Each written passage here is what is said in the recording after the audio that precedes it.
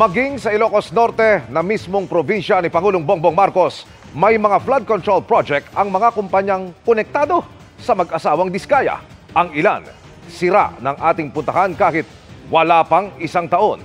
Nakatutok live si Rafi Tima. Rafi. Emil, nandito nga ako sa isa sa mga nasirang flood control project na konektado sa mga Diskaya dito sa Ilocos Norte. Ilang buwan pala daw ito nang rumagasa at dumaan dito at nasira ito ng bagyong Egay. Ang kapuna-puna ay magkakadikit at halos pare-pareho ang presyo ng mga proyekto rito.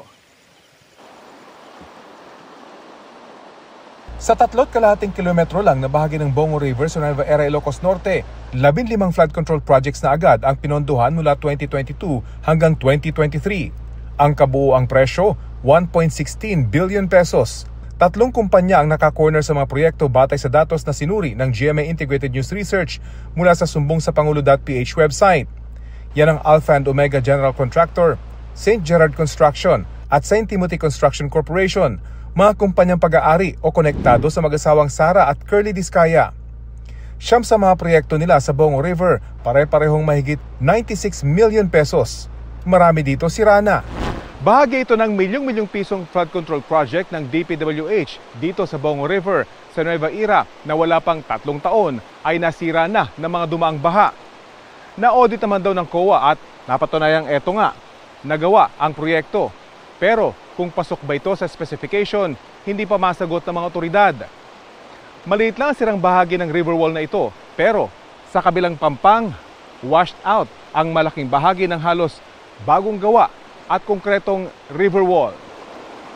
Wala pang isang taon mula nang matapos ang proyekto, sinira na ito ng bagyong Egay. Malakas kasi yung tubig hanggang dito eh. Nasira lahat yung mga kondyan. Yung mga tupin dyan. Nagulat ho ba kayo na nasira agad? Oo. Di namin nakalain ganyan pala yung lakas ng tubig. Hininga namin ng pahayag ang mga opisyal ng munisipyo, pero walaan nilang pwedeng sumagot sa aming mga tanong tungkol sa proyektong ayon sa kanila ay hindi dumaan sa lokal na pamahalaan. Gayunman, sinamahan kami ng isang local department head sa kondisyong hindi namin ipapakita ang kanyang muka. Bagaman walaan niyang nagreklamong mga residente, kung sila niyang tatanungin, may ibang lugar sana rito na mas nangangailangan nito. Nilapitan namin ang bahagi ng river wall na sinira ng rumagasang tubig. Parang ito yung dugtungan ng lumang river wall tsaka yung bago. Pero yung ilalim nito talaga puro bato na. O yan. Kapansin-pansin sa bahaging ito ng nasirang dike, may isang piraso lang na bakal yung makikita.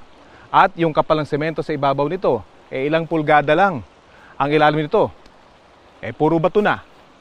Pero hindi lang sa Bongo River may proyekto ang mga kumpanya ng mga Diskaya.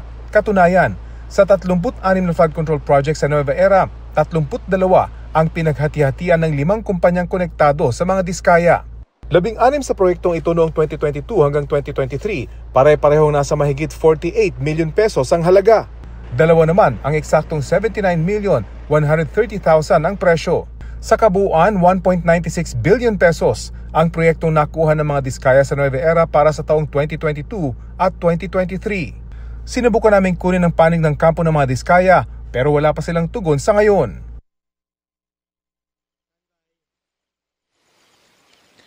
Tanong ngayon ng mga taga rito, Emil, ay kung pasok pa sa warranty itong mga nasirang dike at kung kailan ito maaayos. Sa kabuuan, mahigit 10 bilyong piso ang halaga ng mga flood control projects na itinayo dito sa Ilocos Norte. Emil? Maraming salamat, Rafi Tima.